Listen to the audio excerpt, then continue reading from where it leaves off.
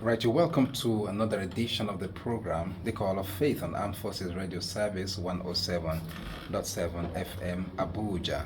I am Dr. Gidado Taufik Mikdad. I want to start today by appreciating the Almighty and thanking Him for His grace.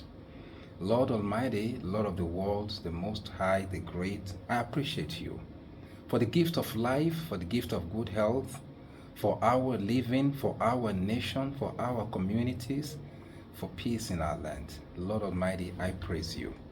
I thank you for all the families, for all those who listen to this program, one way or the other, in all the states where we can receive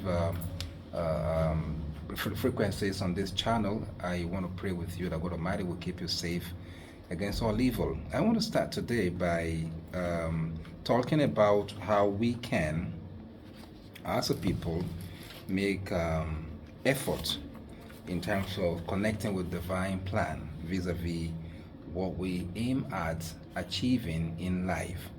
And I'm going to give in, for reference, Quran chapter 12, verses 42 to 56. And I will be riding on Joseph's story, which we discussed briefly last week. And, this time around, I want us to look at the point in Joseph's life when he was from what we can call the grass to grace. Recall that Joseph was sold into the land of Egypt as a slave by no other than his own brothers. Now, when he was hosted in the house of the man who hosted him, the man treated him well, but something happened that living in that house was no longer okay because of the issues he had with the wife of his master. Now, in a nutshell, Joseph found himself in the prison. While in the prison, the day he was remanded in the prison, he was remanded with two other prisoners.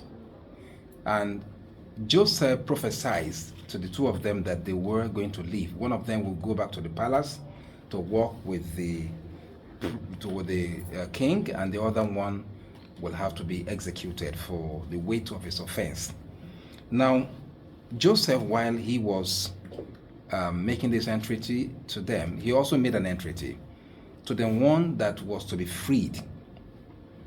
And he told him in Quran chapter 12, verse 42, he said, when you get back to the palace, please mention me to the king that I'm still here, that I've been detained, wrongly, that I've been wrongly detained. I am innocent of the charges against me. So Joseph was using his own human nature here, with a view to campaigning for the hitherto prisoner who now was to go back to the palace, that when you get back, remind the king that I'm still here, that I'm innocent, that the charges against me were unfounded.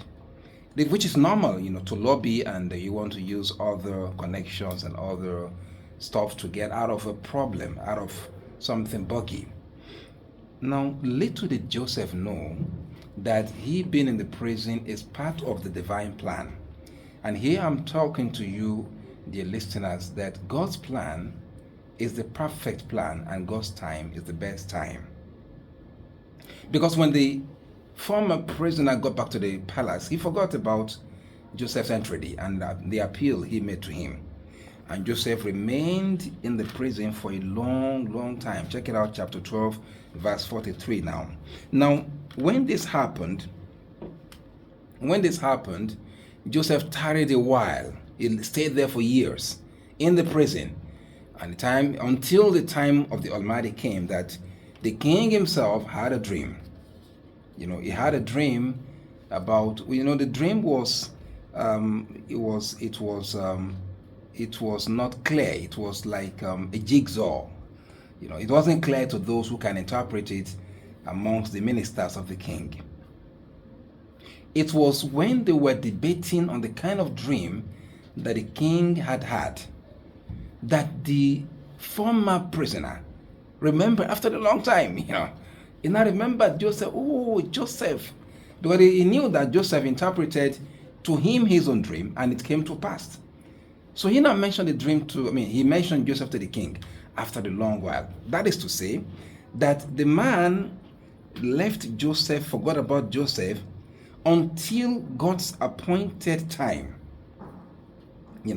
He hoped, initially, Joseph hoped to leave the prison early using human capacity, using human connection and all this stuff, and with a view to using some lobby, for someone to intercede on his behalf. It didn't work out until the king had a dream, and the man remembered